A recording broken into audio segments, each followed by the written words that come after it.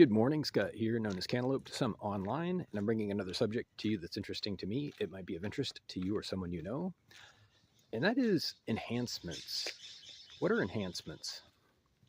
I mean, in the legal sense. There are enhancements for, beverages, or enhancements for all kinds of stuff, but there's also enhancements for criminal activity. And I think that the courts handle this badly, like many things that the courts currently handle badly. But the idea is that if you do certain things along with other things, it changes the nature of what you're doing.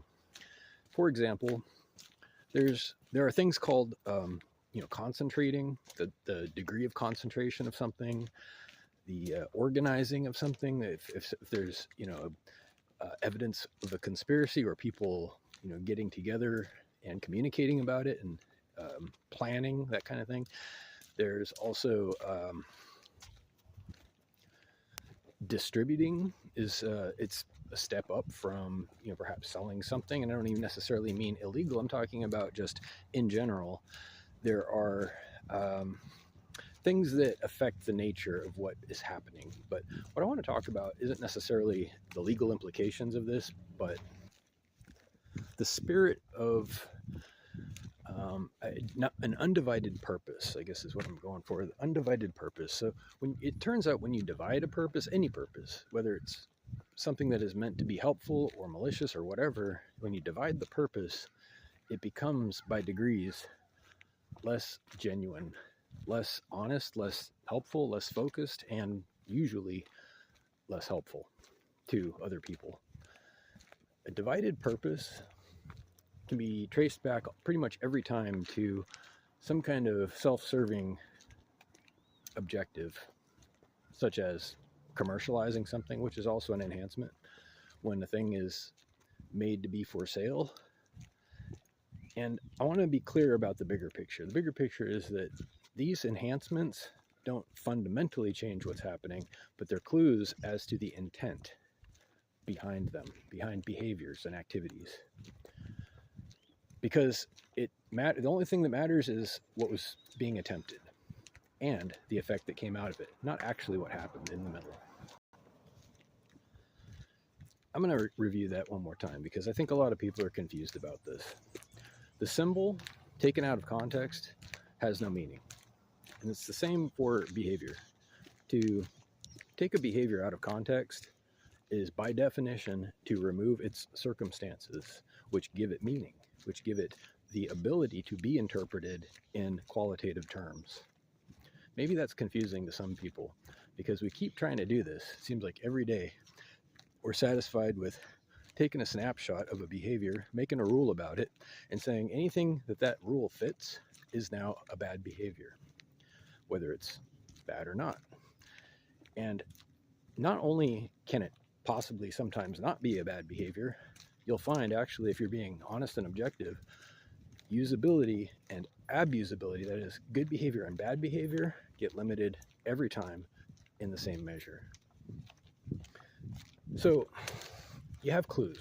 It's very difficult. The problem is it's difficult to identify motives. It's extremely difficult, and people can deny it. And since there's no evidence for what they were trying to do, we say, well, it doesn't matter. But is that being honest? Does it matter? Absolutely it does. Just because it's not practical or convenient to prove what someone's intentions were, doesn't mean suddenly they don't matter anymore. In fact, they matter so much, you will be a criminal if you make a mistake by ignoring them. To do justice means to consider very carefully all the circumstances, or else you're doing what's called summary justice. That's not justice at all. That's called group prosecution. You're blaming the wrong guy at that point.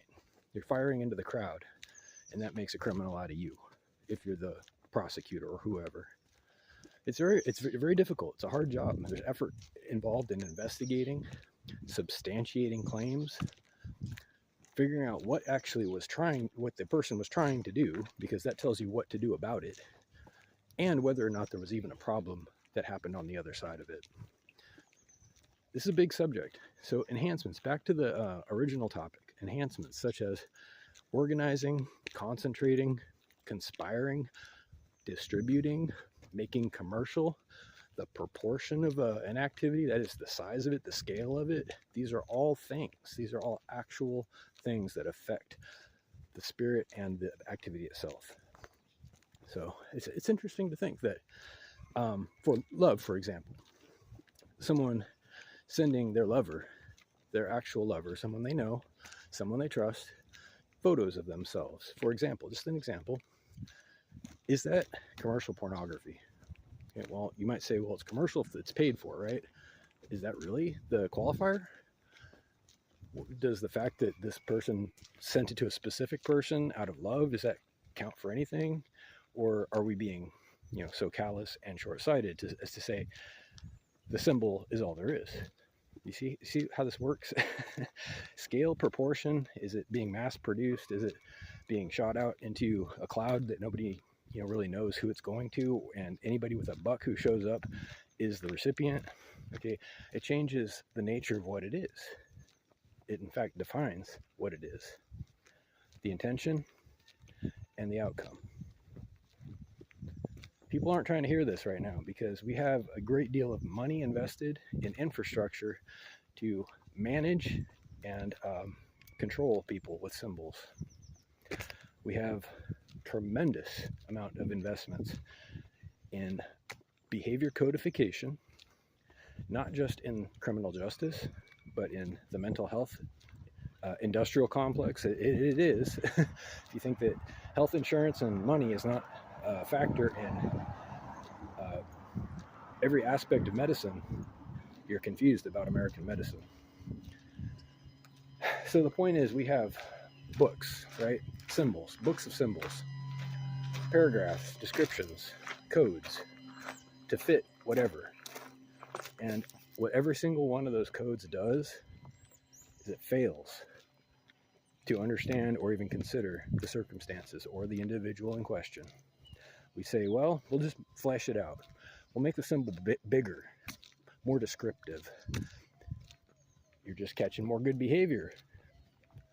Remember that to limit abusability, as in with a code or a paragraph or a symbol, any kind, is to also limit the usability. That is, you're subtracting freedom from somebody who might do something that fits a symbol for a good reason. And this is the part where people, almost 8 minutes, this is the part where people get really confused because they're thinking like, well, all the crimes on the books are for bad behaviors. Are they? This might blow your mind. Take some time and think about the crimes that you know about. I'm not even going to give you an example.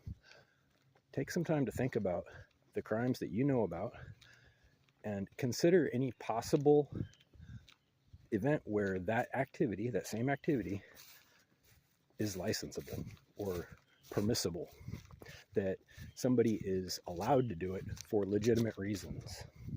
And then ask yourself, is there a pattern of every activity arbitrarily being banned preemptively so that if needed, you can be pulled out of the crowd willy-nilly, called a criminal for doing literally whatever?